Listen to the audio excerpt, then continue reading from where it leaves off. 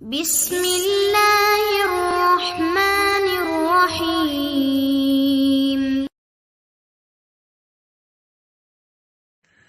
الحمد للہ رب العالمین الرحمن الرحیم مالک یوم الدین واشهد ان لا الہ الا اللہ وحدہ لا شریک لہ واشهد ان محمدا عبدہ ورسولہ. اما بعد فإن خير الحديث كتاب الله وخير الهدي هدي محمد صلى الله عليه وسلم وشر الأمور محدثاتها وكل محدثة بدعة وكل بدعة ضلالة وكل ضلالة في النار. معزز حاضرین، اللہ رب العالمین نے ارشاد فرمایا: اللہ لا الہ الا هو الحی القیوم لا تأخذه سنة ولا نوم. اسے آیت الکرسی کہا جاتا ہے. پہلے اس کا ترجمہ ایک نظر دیکھ لیجئے. اللہ عبادت کے لائق ہے، اس کے علاوہ کوئی معبود نہیں. وہ زندہ ہے اور دوسروں کو باقی رکھنے والا ہے. اسے نہ اونگ آتی ہے اور نہ نیند. آسمان اور زمین میں جو کچھ ہے وہ سب اسی کا ہے. وہ کون ہے جو اس کے پاس اس کی اجازت کے بغیر شفاعت کر سکتا ہے؟ اور جو کچھ سامنے ہے، جو پیچھے ہے، وہ سب اللہ رب العالمین جانتا ہے. وَلَا يُحِيطُونَ بِشَيْءٍ مِّنْ عِلْمِهِ إِلَّا بِمَا شَاءَ. اور یہ لوگ اللہ کے علم کے کسی حصے کا احاطہ نہیں کر سکتے سوائے اس کے جو وہ چاہے. وسع کرسیہ السماوات والارض. اس کی کرسی آسمان اور زمین سب کو کشادہ ہے. ولا یؤودہ حفظہما. آسمان اور زمین کی حفاظت اللہ تعالی کو تھکاتی نہیں، مشکل میں نہیں ڈالتی. وَهُوَ الْعَلِيُّ الْعَظِيمُ. وہ بلند اور عظیم ہے. یہ آیت الکرسی مطلق طور سے قرآن کی سب سے افضل آیت ہے. ابن کثیر رحمۃ اللہ علیہ نے کہا: وَقَدْ صَحَّ فِي الْحَدِيثِ أَنَّهَا أَفْضَلُ آیَةٍ فِي کتاب اللہ. قرآن میں سب سے افضل جو آیت ہے وہ آیت الکرسی ہے. اسے آیت الکرسی اس لیے کہا جاتا ہے کہ اس میں اللہ تعالیٰ نے کرسی کا ذکر کیا ہے. وسع کرسیہ السماوات والارض. اس آیت میں 10 مستقل باتیں اور 10 مستقل جملے اللہ تعالیٰ نے ذکر کیے ہیں. دیکھیں، پہلے کہا اللہ تعالیٰ نے اللہ لا الہ الا ہو. اللہ کے علاوہ کوئی عبادت کے لائق نہیں. گویا کہ کائنات میں تنہا اللہ کی ذات ہے جو عبادت و بندگی کے لائق ہے. اس کے علاوہ اس کائنات میں کوئی ذرہ، کوئی مخلوق، کوئی ہستی اور کوئی بھی شخصیت ایسی نہیں جو عبادت کے لائق ہو، جو پرستش کے لائق ہو. کوئی بھی دوسری ہستی نہیں پائی جاتی. یہ صرف اللہ رب العالمین کی ذات ہے جو لائق عبادت ہے، لائق بندگی ہے، لائق پرستش ہے. وہ اس لائق ہے کہ گردنیں اس کے سامنے جھکائی جائیں. وہ اس لائق ہے کہ مرادیں اس سے مانگی جائیں. وہ اس لائق ہے کہ اپنی ضرورتوں کا سوال اس سے کیا جائے. وہ اس لائق ہے کہ فریاد اس سے کی جائے. وہ اس لائق ہے کہ پریشانی میں آواز اس کو دی جائے. وہ اس لائق ہے کہ زندگی کے ہر موڑ پر اور زندگی کے ہر مرحلے میں اللہ رب العالمین سے استعانت کی جائے، اس سے مدد طلب کی جائے. وہ تنہا اس بات کا مستحق ہے اور کوئی دوسرا اس کا حقدار نہیں ہے. دوسرا جملہ ہے الحی القیوم. قرآن کریم میں یہ لفظ 3 بار آیا ہوا ہے اور تینوں مرتبہ قیوم کا لفظ حی کے ساتھ ذکر ہے۔ حی کا مطلب ہوتا ہے جو بذات خود زندہ ہو، ہمیشہ زندہ رہے، ازل سے زندہ ہو، ابد تک زندہ رہنے والا ہو، جو موت سے ناآشنا اور موت سے بہت دور رہنے والا ہو۔ تو اللہ کی ذات حی ہے، ہمیشہ سے زندہ ہے اور ہمیشہ زندہ رہنے والی ہے۔ اور پھر اس کے بعد اللہ رب العالمین خود زندہ ہے اور وہ اپنے ذریعہ دوسروں کو قائم رکھنے والا، دوسروں کو باقی رکھنے والا، دوسروں کو زندگی دینے والا، یہ اللہ رب العالمین کی ذات ہے۔ تو قیوم کا مطلب ہوتا ہے کہ وہ ذات جو دوسروں کے باقی رکھنے کا ذریعہ ہو یا جو دوسروں کو باقی رکھنے والی ہو۔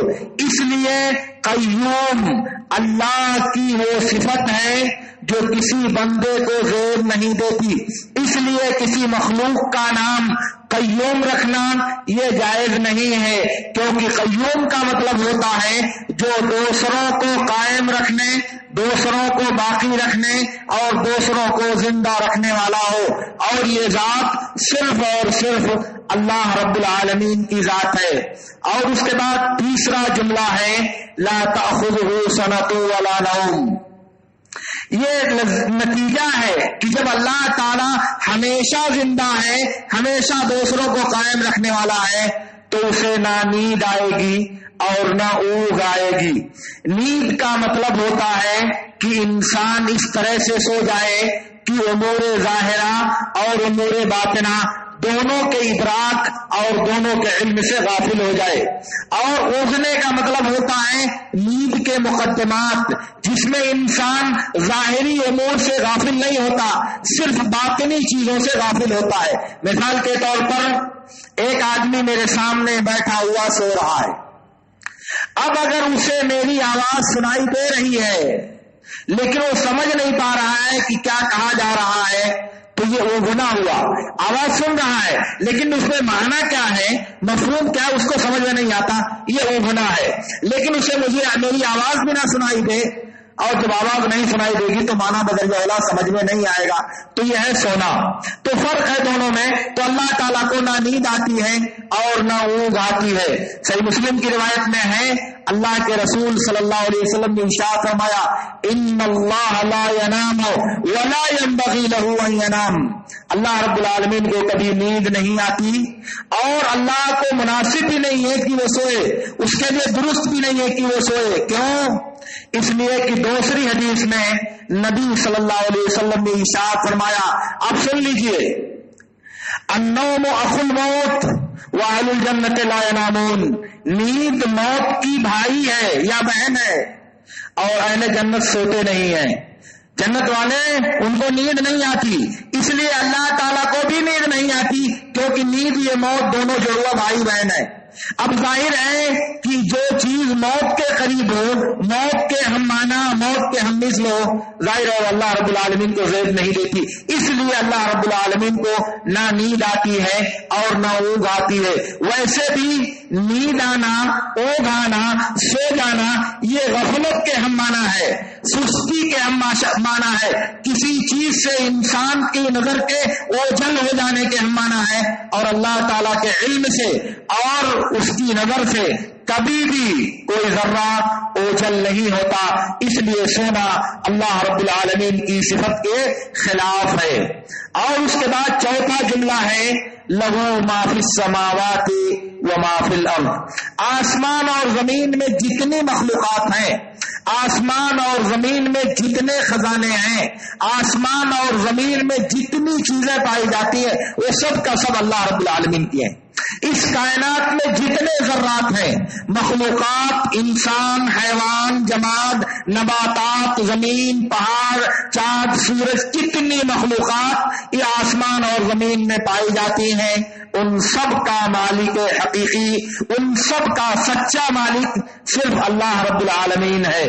گویا کہ اس دنیا میں جو کچھ ہم ہیں اور جو کچھ ہمارے پاس ہے، بس ہم ایک منصب حقدار بنائے گئے ہیں، ایک ذمہ دار بنائے گئے ہیں اللہ تعالیٰ کی طرف سے. ہم مالک نہیں ہیں، ہم کو تصرف کرنے کا حق دیا گیا ہے، استعمال کرنے کی اجازت دی گئی ہے، ورنہ حقیقت میں ان کا مالک اور یہ تمام چیزیں اللہ رب العالمین کی ملکیت ہے. اس لیے اللہ تعالیٰ نے کہا کہ آسمان اور زمین میں جو کچھ ہے وہ سب اللہ رب العالمین کی ملکیت ہے. پانچواں جملہ ہے من ذا الذی یشفع عنده الا باذنہ. اللہ کے پاس اللہ کی اجازت کے بغیر کسی کو سفارش کرنے کا، کسی کو شفاعت کرنے کا حق حاصل نہیں ہے. اللہ رب العالمین کے پاس شفاعت کوئی بھی کر سکتا ہے دو شرط کے ساتھ. ایک شرط یہ ہے کہ اللہ رب العالمین اسے اجازت دے کہ تم شفاعت کرو، اور اس بات کی اجازت دے کہ فلاں کے بارے میں تم شفاعت کرو. تو دو شرط ہیں، ایک تو اللہ تعالیٰ شافع کو بتائے کہ تم شفاعت کرو، اور دوسرے مشفوع لہو کو متعین کرے کہ فلاں آدمی کے بارے میں تم شفاعت کرو. اس لیے اللہ رب العالمین جب تک اجازت نہیں دے گا، جب تک اس کی رضامندی نہیں ہوگی، کسی کے لیے اللہ کے پاس شفاعت کرنا جائز نہیں ہوگا، اور نہ کسی کی جرات ہوگی، چاہے وہ انبیاء ہوں، چاہے وہ رسول ہوں، چاہے وہ صالحین ہوں، چاہے وہ شہداء ہوں، اور چاہے وہ علماء ہوں، اور چاہے وہ کوئی بھی ہو. جب تک اللہ تعالیٰ کی اجازت نہیں ہوگی تب تک کوئی بھی آدمی اللہ رب العالمین کے پاس شفاعت نہیں کر سکتا. اس معنی کی بہت سی آیتیں اللہ رب العالمین نے قرآن کریم میں مختلف مواقع پر بیان کیا ہے کہ کوئی بھی آدمی اللہ رب العالمین کے پاس اللہ کی اجازت کے بغیر کسی بھی انسان کی شفاعت نہیں کر سکتا.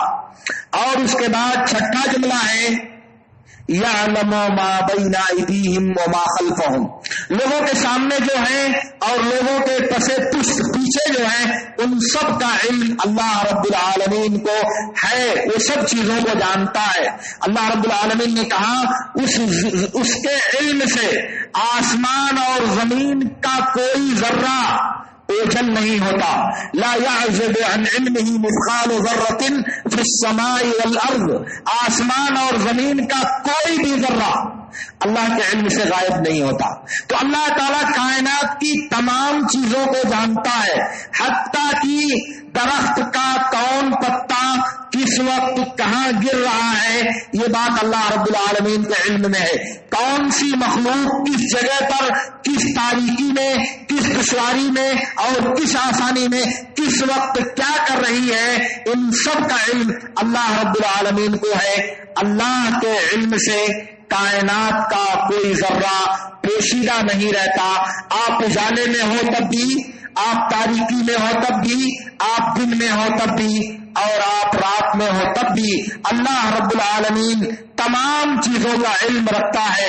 اس لیے انسان کو یہ بات یاد رکھنی چاہیے اور یہ بات ہمیشہ اس کے ذہن میں پیوست رہنی چاہیے کہ ہم جو بھی کرنے جا رہے ہیں اللہ تعالیٰ تو دیکھ رہا ہے. اگر ہم نہیں دیکھتے، ہم کو دوسرے لوگ نہیں دیکھتے تو اللہ تعالیٰ دیکھ رہا ہے. تاریکی ہے، دنیا کی نظر نہیں پڑتی، لیکن اللہ رب العالمین کی نظر ہمارا احاطہ کر رہی ہے، ہم کو دیکھ رہی ہے، ہم اس سے پوشیدہ نہیں رہ سکتے. اور اس کے بعد ساتویں بات ہے وَلَا يُحِيطُونَ بِشَيْءٍ مِّنْ عِلْمِهِ إِلَّا بِمَا شَاءَ. اللہ رب العالمین نے جو علم اپنے پاس رکھا ہے ان میں سے کچھ بھی علم انسانوں کو نہیں ہو سکتا سوائے اس علم کے جو اللہ تعالیٰ انسانوں کو بتائے. جو علم اللہ تعالیٰ انسانوں کو دے گا وہی علم انسانوں کو حاصل ہو سکتا ہے. اس کے علاوہ کوئی دوسرا علم اللہ کے پاس جو موجود ہے وہ انسانوں کو حاصل نہیں ہو سکتا. اس کا دوسرا مطلب یہ بھی ہے کہ اللہ کی ذات اور اس کی صفات کے بارے میں کسی انسان کو صرف اتنا معلوم ہو سکتا ہے جتنا اللہ تعالیٰ نے بتایا ہو. جیسے اللہ رب العالمین نے بتایا کہ اللہ رب العالمین بہت بڑا ہے، اتنا تو معلوم ہوگا کہ بہت بڑا ہے، لیکن کتنا بڑا ہے، کیسے بڑا ہے، حیت کیا ہے اس کی، یہ ہم کو معلوم نہیں ہے۔ اللہ رب العالمین اپنا پاؤں رکھے گا، وہ پاؤں کیسا ہے، اس پاؤں کی کیفیت کیا ہے، اس پاؤں کی شکل اور اس کی نوعیت کیا ہے، یہ ہم کو معلوم نہیں ہو سکتا۔ تو جتنا اللہ تعالیٰ بتائے گا اتنا ہی معلوم ہو سکتا ہے، اس سے زیادہ ہم انسانوں کو معلوم نہیں ہو سکتا۔ اور اس کے بعد ساتویں چیز ہے وسع کرسیہ السماوات والارض، اللہ کی کرسی آسمان اور زمین کو کشادہ ہے، اللہ کی کرسی آسمان اور زمین کو کشادہ ہے۔ عبداللہ بن عباس رضی اللہ تعالیٰ عنہما نے کہا، اور یہ بات ان سے بسند صحیح ثابت ہے، الکرسی موضع القدمین وعرش اللہ لا يقدر احد قدرہ، کہا کہ کرسی اللہ کے پیر رکھنے کی جگہ ہے اور اللہ کے عرش کا حقیقی اندازہ کوئی نہیں لگا سکتا۔ یہ کرسی جو اللہ رب العالمین کے پیر رکھنے کی جگہ ہے وہ آسمان اور زمین سے بھی کشادہ ہے، آسمان اور زمین سے بھی کشادہ ہے۔ ایک دوسری روایت میں ہے، ابو ذر غفاری رضی اللہ تعالیٰ عنہ کہتے ہیں کہ زمین اور آسمان کے مقابلے میں عرش کی حیثیت ایسی ہے کہ چٹیل میدان میں، خالی میدان میں ایک تنکا یا ایک لوہا یا ایک کوئی معمولی چیز رکھ دی جائے تو بہت بڑے چٹیل میدان میں ایک تنکے کی کیا حیثیت ہے، ایک تنکا پورے بہت بڑے میدان میں کہیں ایک جگہ رکھ دیا گیا تو اب اس پورے میدان کے مقابلے خالی جگہ ہے، وسیع میدان ہے، فلاۃ من الارض کہا جاتا ہے چٹیل میدان جو بہت بڑی خالی جگہ ہو، وہاں ایک تنکا لا کے رکھ دیا گیا، ایک چولہا لا کے رکھ دیا گیا، اس پوری زمین کے مقابلے میں اس کی کیا حیثیت ہے، معمولی ایک ذرے کی۔ یہی حال آسمان اور زمین کا ہے کہ کرسی کے مقابلے میں ایک معمولی حیثیت ہے اس کی، کرسی آسمان اور زمین سے بڑی ہے، آسمان اور زمین کو پورا گھیرے ہوئے ہے، اور کرسی عرش کے مقابلے میں، کرسی عرش کے مقابلے میں ایک چولہے کی طرح سے ہے، ایک معمولی چیز کی طرح سے ہے جو عرش جس کا پورا احاطہ کیے ہوئے ہے۔ اسی لیے ایک دوسری روایت میں ہے، اللہ کے نبی صلی اللہ علیہ وسلم نے کہا کہ آسمان اور زمین کے بیچ میں 500 سال کا فاصلہ ہے، اور ہر آسمان سے دوسرے آسمان کے بیچ میں 500 سال کا فاصلہ ہے، اور 7ویں آسمان اور پانی کے بیچ میں 500 سال کا فاصلہ ہے، اور پانی کے اوپر اللہ کا عرش ہے، اور عرش کے اوپر رب العالمین ہے، عرش کے اوپر رب العالمین ہے۔ اب آپ کما حق اگر اس کا اندازہ لگانا چاہیں تو پوری طرح اندازہ نہیں لگا سکتے، بس ایک ہلکا سا اشارہ اللہ رب العالمین نے ہم کو دیا ہے، اس سے یہ لگتا ہے کہ دنیا میں اللہ کی کرسی کا جو اشاریہ اللہ تعالیٰ نے دیا ہے، جب وہ موضع قدم پیر کی جگہ ہے اور وہ آسمان اور زمین سے بھی بھاری ہے، اور اس کے مقابلے میں عرش کتنا بڑا ہے، وہ اس کے مقابل میں ایک معمولی ذرے کی حیثیت رکھتی ہے کرسی، تو آپ بتائیے کہ عرش کتنا بڑا ہوگا۔ اسی لیے اس بات پر سب کا اتفاق ہے کہ اس روئے زمین پر سب سے بڑی مخلوق اللہ رب العالمین کا عرش ہے، اس روئے زمین کی سب سے بڑی مخلوق اللہ تعالیٰ کا عرش ہے، اور ظاہر ہے کہ اللہ تعالیٰ اپنے عرش سے بھی بڑا ہے، اللہ تعالیٰ اپنے عرش سے بھی بڑا ہے۔ اب آپ اس کی بڑائی کا تصور کیجئے، سنن نبی داؤد میں ایک روایت ہے، اللہ کے رسول صلی اللہ علیہ وسلم نے ارشاد فرمایا کہ اللہ تعالیٰ نے مجھے اجازت دیا ہے کہ حاملین عرش، وہ فرشتے جو عرش کو اٹھائے ہوئے ہیں، ان میں سے ایک فرشتے کے بارے میں میں تم کو بتاؤں کہ وہ فرشتہ اتنا بڑا ہے کہ اس کے کانوں کی نو اور کندھے کے بیچ میں 700 سال کی مسافت کا فاصلہ ہے، یعنی 700 سال میں آپ جتنی دوری طے کر سکتے ہو اتنی دوری ہے کانوں کی نو اور کندھے کے درمیان میں۔ اتنا بڑا فرشتہ، وہ 8 فرشتے جو اللہ کے عرش کو اٹھائے ہوئے ہیں، ان میں ایک فرشتے کی حالت یہ ہے اتنا عظیم شان وہ فرشتہ ہے. ایک فرشتے کے بارے میں نبی صلی اللہ علیہ وسلم نے بتایا اور یہ حدیث بسند صحیح ثابت ہے. اور ایک بات اور میں بتا دوں, میں کبھی بھی کوئی ضعیف حدیث بیان نہیں کرتا, اور جب تک مجھے معلوم نہیں ہے کہ حدیث صحیح ہے یا نہیں تب تک بھی میں کوئی حدیث بیان نہیں کرتا. بغیر علم کے میں کبھی کوئی حدیث نبی صلی اللہ علیہ وسلم سے نقل نہیں کرتا, اور میں کہہ رہا ہوں کہ یہ حدیث نبی صلی اللہ علیہ وسلم سے بسند صحیح ثابت ہے سنن ابی داؤد میں. اب آپ اندازہ لگائیے کہ کرسی کتنی بڑی ہے, اور پھر اس کے بعد عرش کتنا بڑا ہے, اور پھر اس کے بعد رب العالمین کتنا بڑا, کتنا عظیم ہے. وہ تفسیر آگے آ رہی ہے. اور اس کے بعد 8ویں بات اللہ تعالیٰ نے ذکر کیا, 8ویں نہیں بلکہ 9ویں بات, ولا یعودہ حفظہما, آسمان اور زمین کی حفاظت اللہ کو تھکاتی نہیں, اس پر بوجھ نہیں بنتی, اس کے لیے دشوار نہیں ہوتی. گویا کہ اللہ کے لیے آسمان اور زمین کی حفاظت کرنا, اسے اپنی جگہ پر قائم رکھنا بالکل آسان اور سہل ہے. اور بتایا اللہ تعالیٰ نے کہ اتنی بڑی مخلوقات ہے آسمان, اتنی بڑی مخلوق ہے زمین, اتنی بڑی مخلوق ہے کرسی, اس کے باوجود ان کی حفاظت کرنا انسانوں کے لیے مشکل ہوتے ہو, انسانوں کے لیے پریشانی کا سبب ہوتے ہو, مگر اللہ تعالیٰ کو یہ چیزیں پریشانی میں ڈالنے والی نہیں ہے. کیوں؟ اس لیے کہ وَهُوَ الْعَلِيُّ الْعَظِيمُ, یہ 10واں جملہ ہے, اس لیے کہ وہ بلند اور بہت عظیم ہے, بہت اوپر اور بہت بڑا ہے. اس لیے ان چیزوں کی حفاظت کرنا اللہ تعالیٰ کو ذرا بھی نہیں تھکاتی.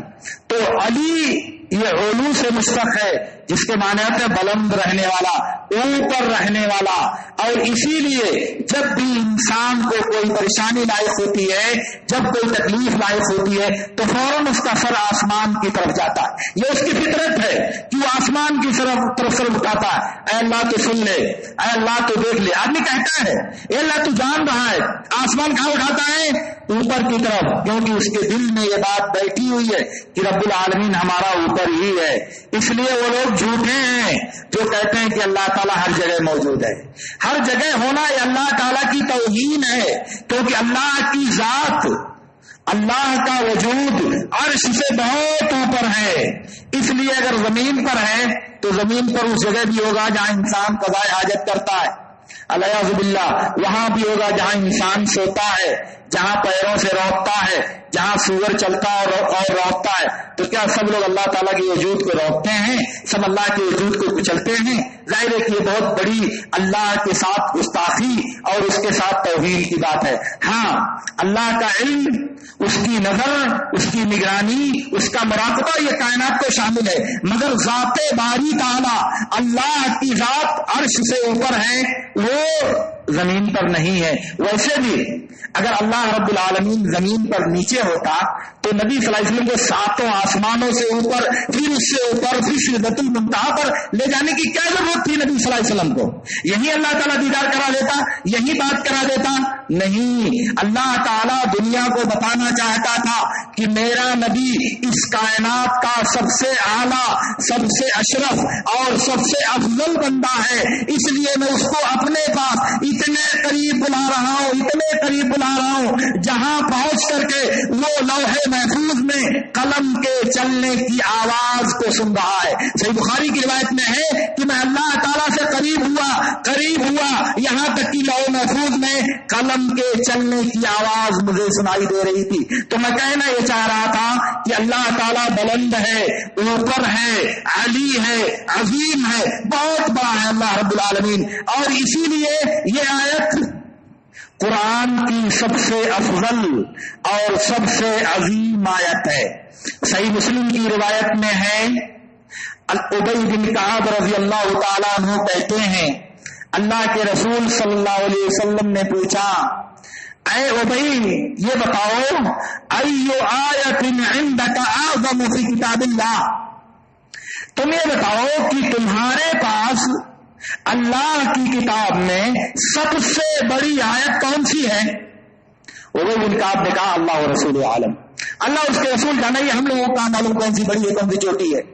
اللہ کے نبی صلی اللہ علیہ وسلم پھر دہرایا, ایو آیت عندک من کتاب اللہ اعظم, کون سی آیات قرآن کی سب سے بڑی ہے؟ ابی بن کعب نے کہا آیت الکرسی بعض روایتوں میں ہے اور بعض روایتوں میں ہے اللہ لا الہ الا هو الحی القیوم. اللہ کے نبی صلی اللہ علیہ وسلم نے کہا وَلِيَحْنِكَ الْعِلْمُ ابا المنذر. ابا المنذر عبید بن کعب کی کلیت ہے. کہا ابو المنذر علم تم کو مبارک ہو, علم تم کو خوش آمدید ہو. کیا کہ تم کو یہ بات معلوم ہے. تو معلوم یہ ہوا کہ قرآن کی سب سے افضل آیت الکرسی ہے. دوسری بات, آیت الکرسی کا ہر فرض نماز کے بعد پڑھنا جنت میں داخل کرنے کا ذریعہ ہے. ہر فرض نماز کے بعد آیت الکرسی کے پڑھنے کی پابندی کرنا یہ انسان کے جنت میں داخل ہونے کا ذریعہ ہے. ابو امامہ رضی اللہ تعالیٰ عنہ کہتے ہیں کہ اللہ کے رسول صلی اللہ علیہ وسلم نے ارشاد فرمایا من حافظ علی آیت الکرسی فی دبر کل صلاۃ لم یمنعہ من دخول الجنۃ الا الموت. جو ہر فرض نماز کے بعد آیت الکرسی پڑھنے کی پابندی کرے گا تو اس کو جنت میں داخل ہونے سے موت کے علاوہ کوئی دوسری چیز روک نہیں سکتی. گویا کہ جب وہ مر جائے گا تو اللہ تعالیٰ اسے جنت میں پہنچائے گا. کیوں؟ اس لیے کہ وہ ہر فرض نماز کے بعد آیت الکرسی کی پابندی کرتا تھا. تیسری بات, صحیح بخاری میں امام بخاری نے ابو ہریرہ رضی اللہ تعالیٰ عنہ سے روایت کیا ہے. انہوں نے کہا, یہ حدیث صحیح بخاری میں کئی جگہوں پر ہے اور نسائی وغیرہ نے بھی اسے روایت کیا ہے. کہا کہ اللہ کے رسول صلی اللہ علیہ وسلم نے مجھے فطرہ زکوٰۃ رمضان جسے زکوٰۃ فطر کہا جاتا ہے اس کی حفاظت کے لیے متعین کیا. وہ جمع ہوا فطرہ ایک کہیں رکھا ہوا تھا کیونکہ فطرہ عید سے ایک دن یا 2 دن پہلے جمع کرنا جائز ہے. تو اللہ کے نبی کے پاس آیا تو بلال رضی اللہ عنہ کو پہرے دار متعین کر دیا, جاؤ رکھاؤ. تو رکھانے لگے. رات میں چور آیا, چور اس میں سے لے کر کے جانے لگا. انہوں نے پکڑ لیا, کہا کہ چلو میں تم کو اللہ کے رسول صلی اللہ علیہ وسلم کے پاس لے چلوں گا. بہت عاجزی کیا, گرانے لگا, میں بہت محتاج ہوں, بہت فقیر ہوں, میرے بچے ہیں بھوکے ہیں, ان کے کھانے کا کوئی انتظام نہیں ہے, اس لیے تم مجھے معاف کر دو, اب آئندہ دوبارہ چوری کرنے نہیں آؤں گا. اب ہریرہ کو ترس آ گیا, چھوڑ دیا, چلا گیا. دوسری دن جب صبح ہوئی فجر کی نماز میں اللہ کے نبی صلی اللہ علیہ وسلم کے پاس حاضر ہوئے تو اللہ کے رسول نے پوچھا ما فعل اسیرک البارحہ یا ابا ہریرہ, ابو ہریرہ تمہارے قیدی کا کیا معاملہ رہا رات میں کیا پیش آیا تمہارے ساتھ تمہارے قیدی کا. تو ابو ہریرہ رضی اللہ تعالیٰ عنہ نے پورا واقعہ بیان کیا.